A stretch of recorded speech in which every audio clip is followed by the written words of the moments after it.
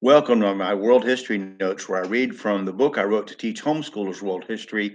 A Bible believer looks at world history. You can find it on lulu.com, amazon.com, or at the Bible Baptist bookstore. Just follow me here.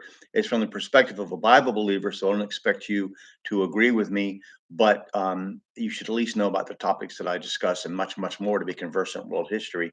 So we'll begin. I'm going to talk about Central Europe and some inventions before we move on to the age of exploration.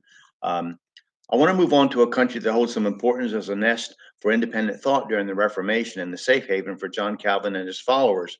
During the early part of the 1400s, Switzerland had so perfected their infantry organization of pikemen, halberders, and crossbowmen that they became the leading military power in Europe. As infantry tactics came to take successes away from cavalry, first underscored by Edward III of England's defeat of the French at Crécy, the Swiss became masters at defeating seemingly superior military forces.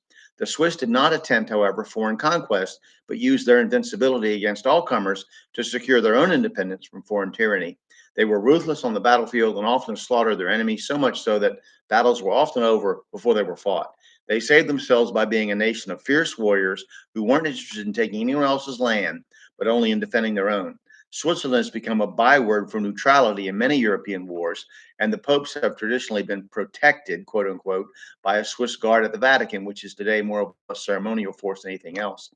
In 1454, a German printer named Johannes Gutenberg founded the modern publishing industry when he set the Latin Vulgate in lead alloy, movable type, and printed it on a wooden printing press. Gutenberg was not the first to invent printing a movable type, however. The first experimenters with the printing process were the Sumerians, who cut into cylindrical stones, symbols representing a signature, and pressed the image into clay that was then baked. The technique of reverse characters being inked on the paper was first developed by the Chinese, who engraved images into wood blocks as early as the 8th century. The first such book, the Diamond Sutra, was printed in 868.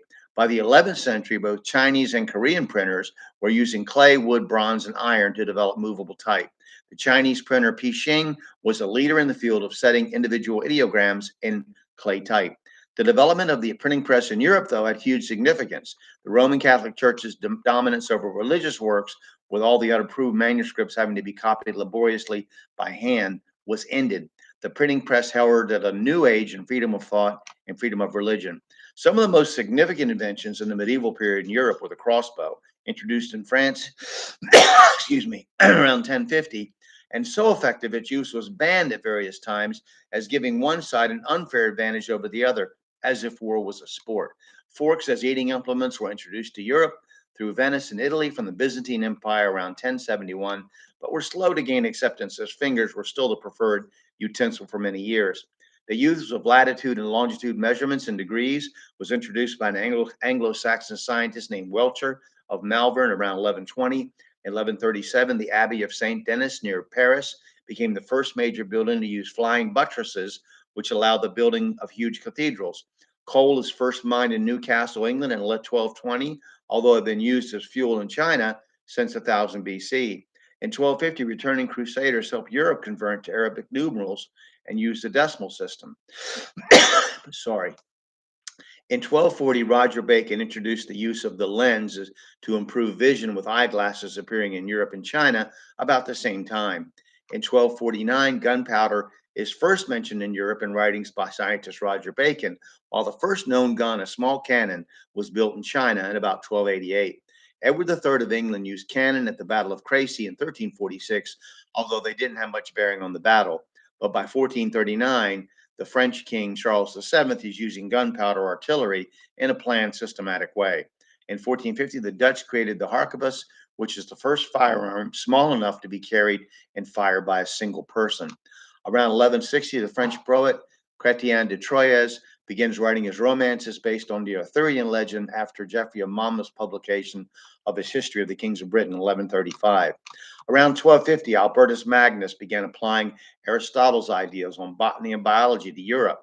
He classified plants and identified function in various parts. In 1269, William of Morbeke Morbecchi translated Archimedes' work into Latin. In 1452, Italian scientist, theoretician, and artist Leonardo da Vinci begins to believe in the marine origin of fossils. Why it would be thought as heretical is a mystery, as anyone believing in a literal interpretation of Genesis and the Great Flood of the Bible would expect many fossils to have come from the sea. But he did reveal his work publicly through 1519 due to that concern. Did not reveal. So he's kind of worried about that. And in my book, there's some misspellings there. I'm sorry. I had to proofread them mostly myself.